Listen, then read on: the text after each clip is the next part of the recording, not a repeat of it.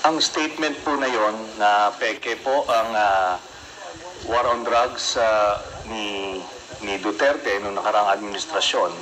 Ito po ay bunga nung nakalap namin na impormasyon at ebidensya nung kami ay nag-iimbestiga nila Senator Laila de Lima at dun sa aming sariling pagkalap na impormasyon at base na rin dito po sa testimonya, Mr. Chairman, ni Arturo Las Cañas sa ICC na naisumite niya at nagkaroon na rin ng kopya dito po sa Quadcom at doon po sa kanyang video.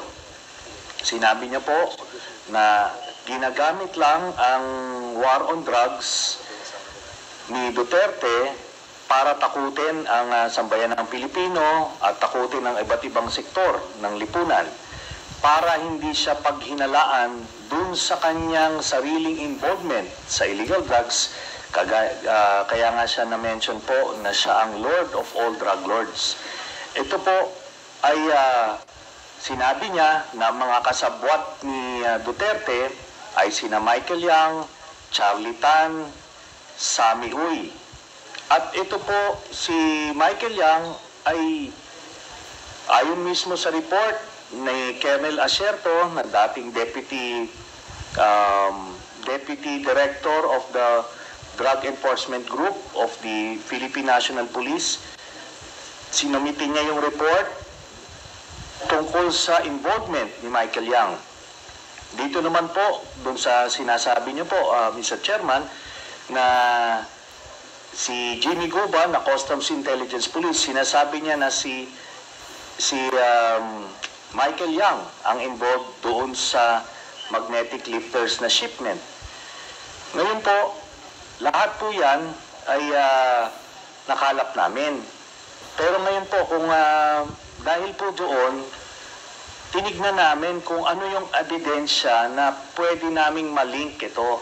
Kaya nga po, binalikan namin yung mga bank accounts na nakalap namin kay Duterte noong 2016. Tinitignan namin kung merong mga pumasok na pagkapirahan dito po sa kanya.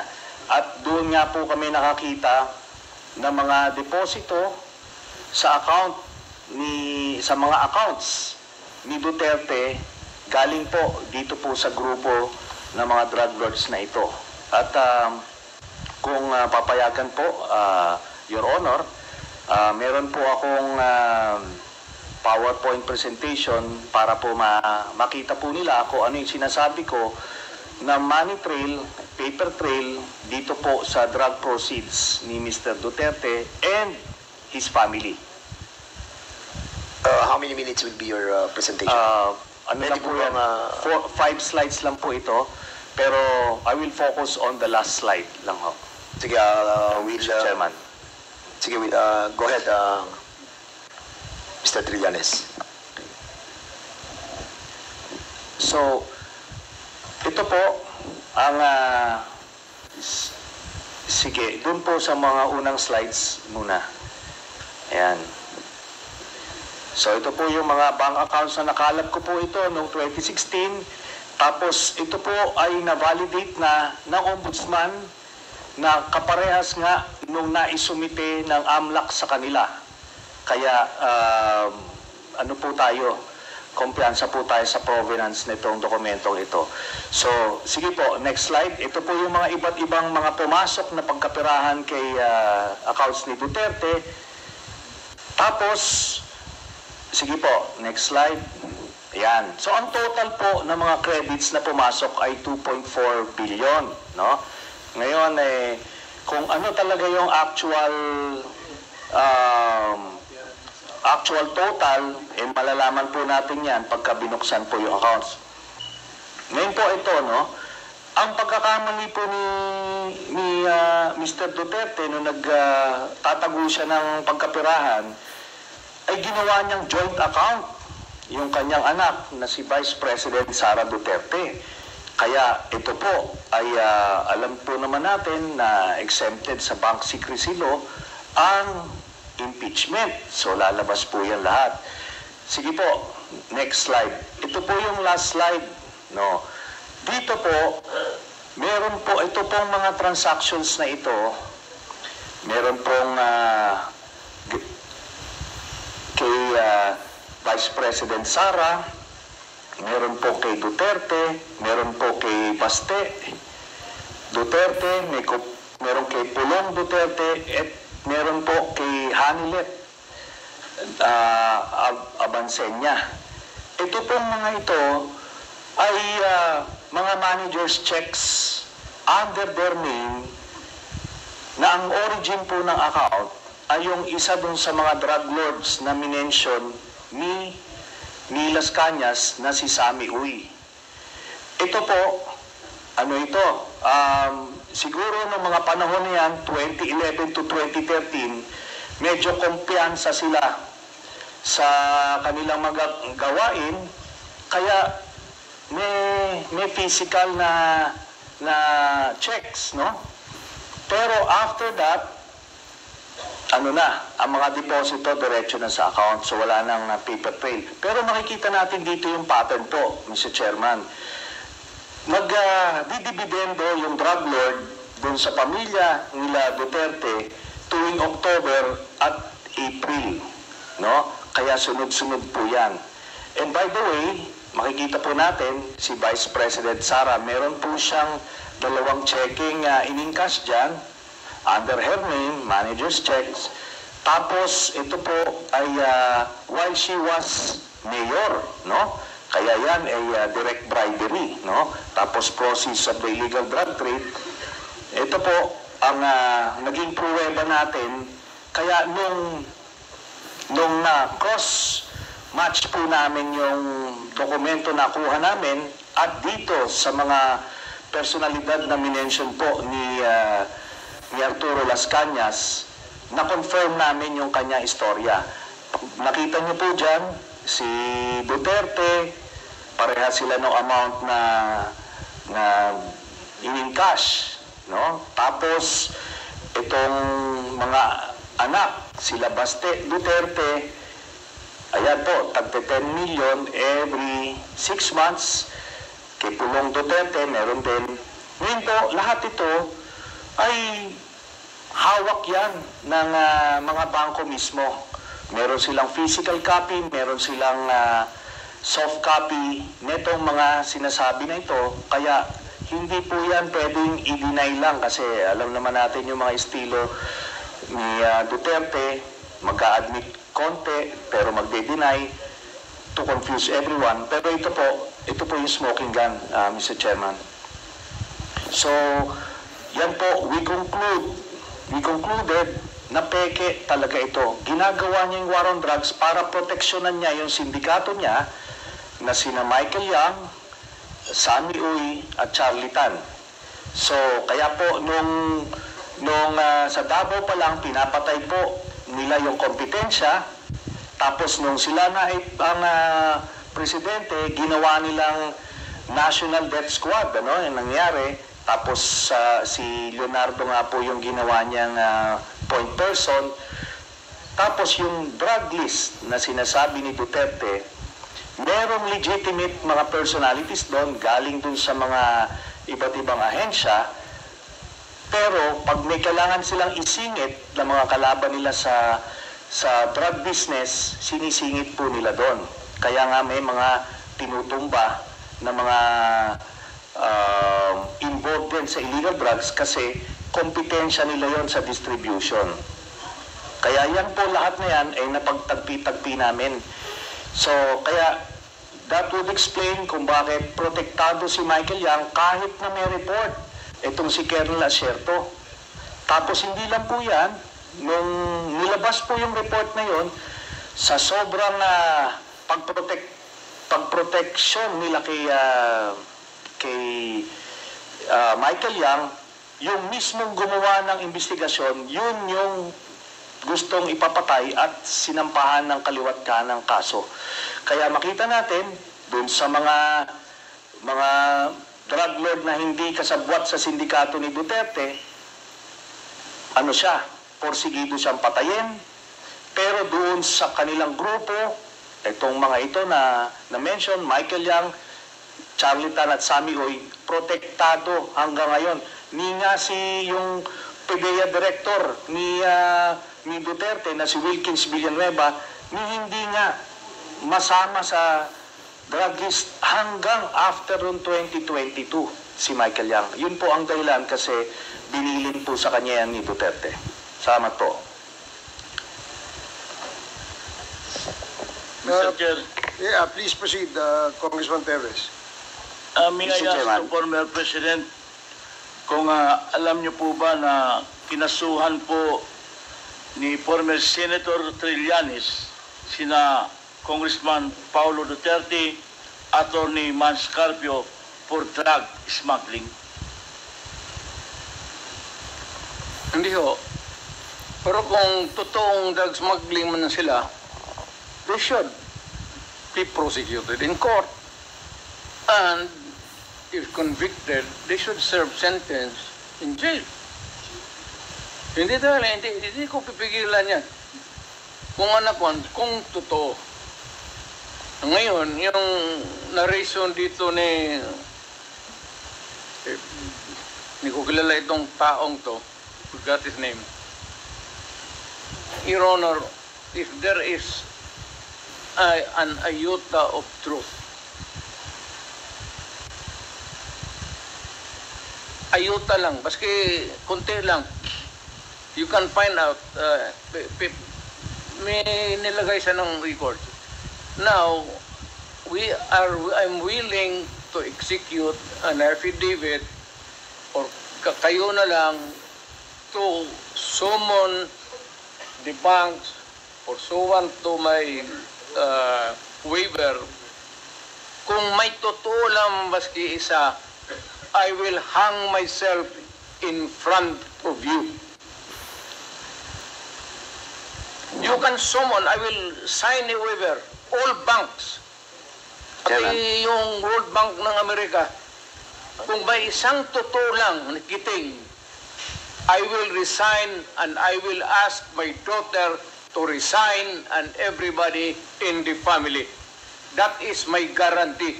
And I will hang myself. Mr. Chairman. May I know, Mr. Chairman. Dali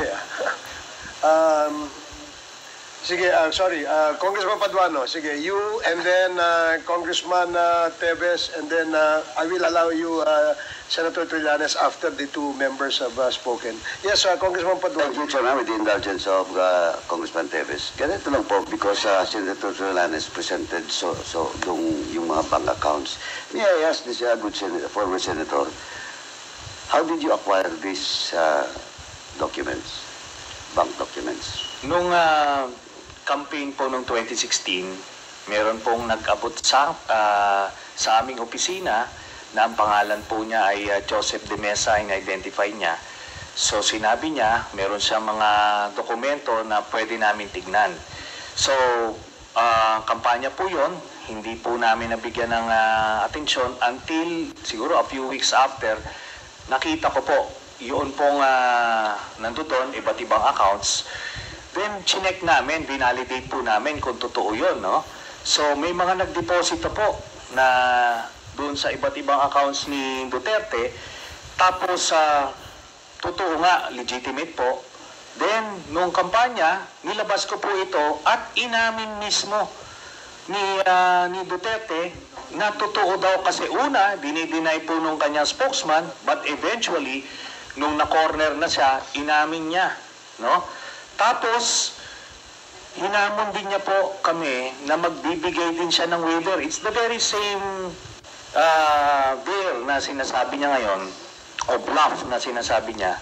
At ano po, ako po ay nagpakita dun sa BPI branch na yon sa Julia Vargas, pero siya po hindi sumipot. Ang sumipot sa kanya, itong si Panelo. Ngayon si Panelo, wala pong dalang waiver.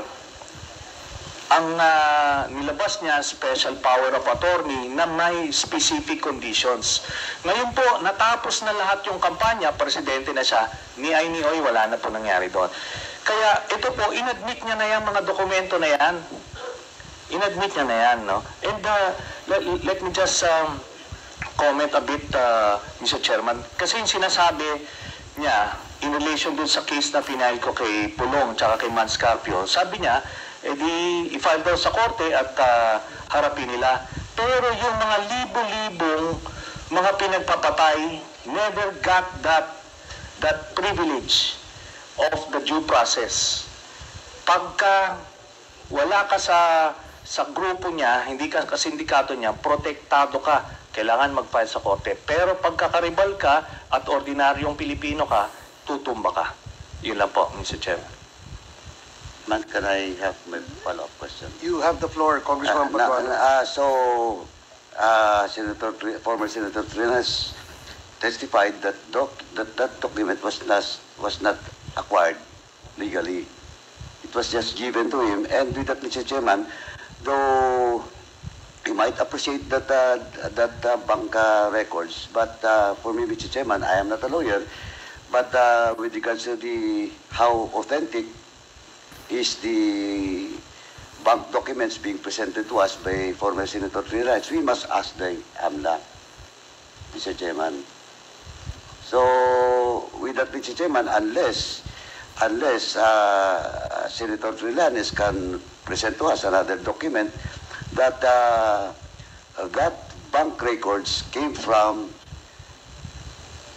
an authentic, competent agency of government, Mr. Chairman. In this case, it's the AMLA. Now, Mr. Chairman, so with that, Mr. Chairman,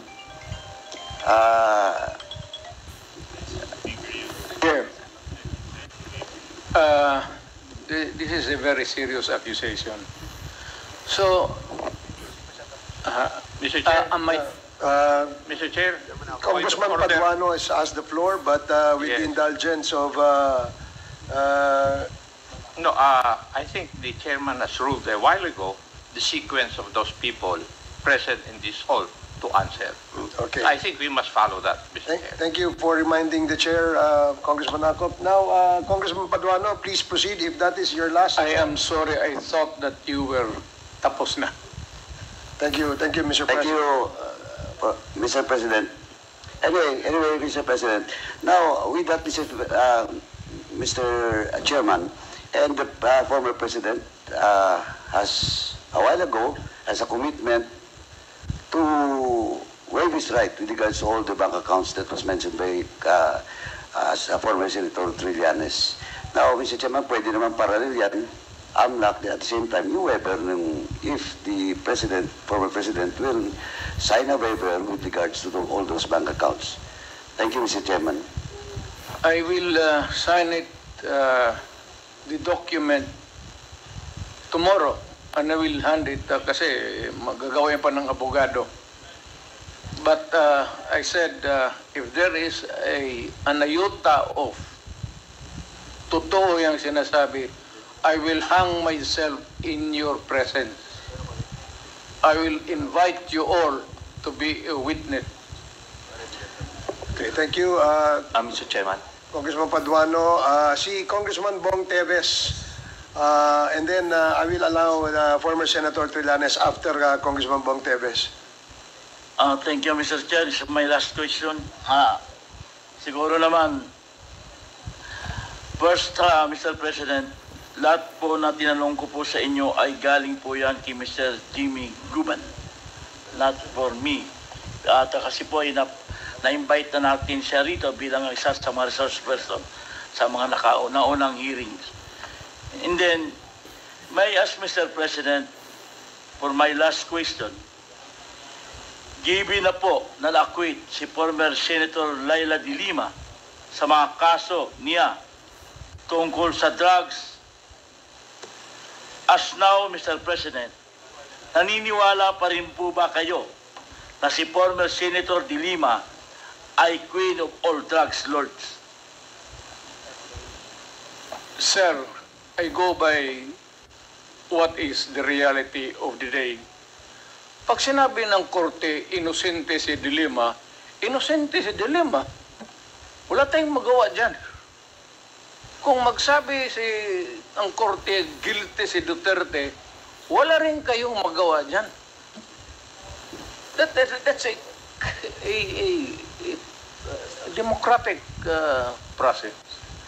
Ibig sabihin po, nagkamali tayo ng pag-akusa kay former Senator De Lima. Thank you very much, Mr. Chair. Okay, former Senator Trillanes, you are now recognized. Maraming salamat, Mr. Chairman. After, Mr. President, after the former Senator, the Chair will recognize you po. May I be given... Yes, yes. Going to the bathroom? Okay, okay. We'll have a 2-minute suspension.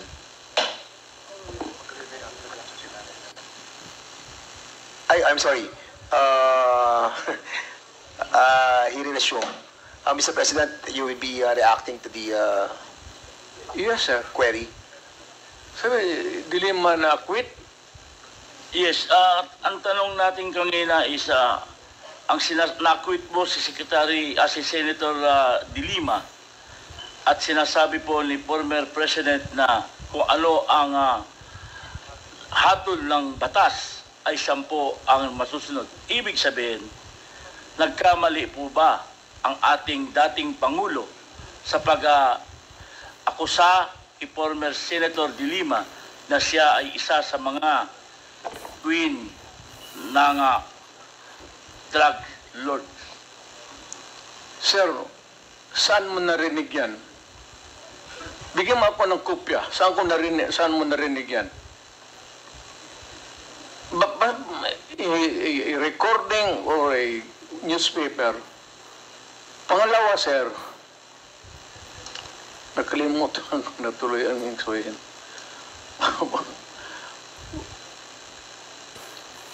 You know,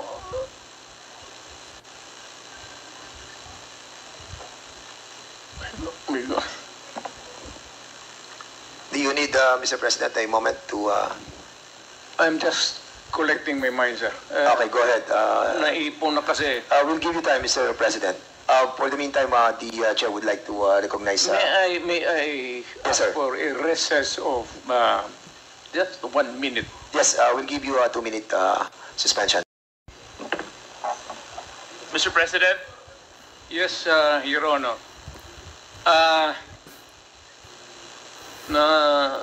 Nalilito na ako kung anong sabihin ko. Pero sabi ko kung if I'm lying or if my statements are falsely stated or if there is an iota of magbigti ako. So, in the same manner na kung magbigti ako si Trillanes, dapat magsabay rin sa akin. okay, duly noted of your thoughts, Mr. President. Former Senator Trillanes, you're recognized. Maraming salamat, Mr. Chairman. Ito pong dokumentong ito po yung naging basis ko nung plunder case na final ko kay Duterte noong 2016. At ito po ay inimbestigahan ng Ombudsman at ang Deputy Ombudsman Arthur Carandang, and I think the Quadcom can invite him. Siya ang nag-conduct ng investigation. Humingi siya ng dokumento sa AMLAC at kinonfirm niya.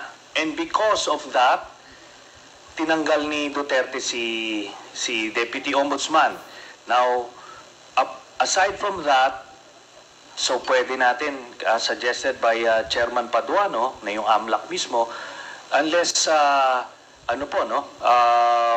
since hindi naman na siya incumbent, ay pwedeng ma-access yun with the waiver. Pero we've been there before. Nagsabi na yan siya na magbibigay siya ng waiver. Puro bluff yan. Pero hindi, kaya nga mas maganda kung ma-draft na po natin yan ngayon para papirmahan niya yan dito, no? Para wala ng alibay. Pero ito po, I'll be presenting later on, Mr. Chairman, a video of his actual admission of these accounts.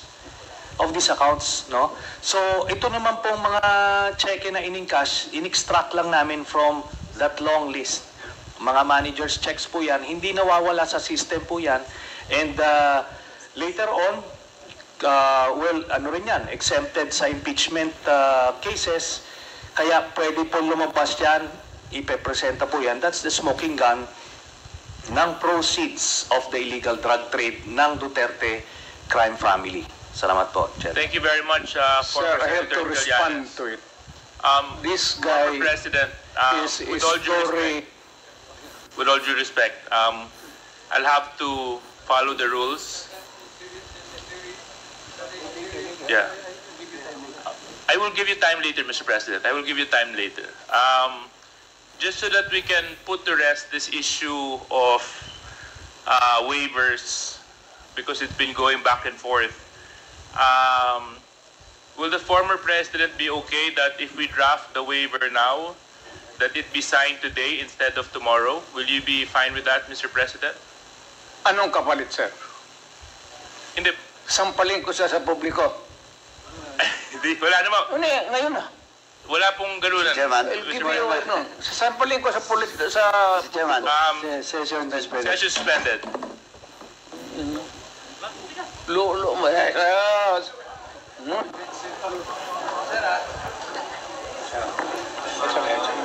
Sabi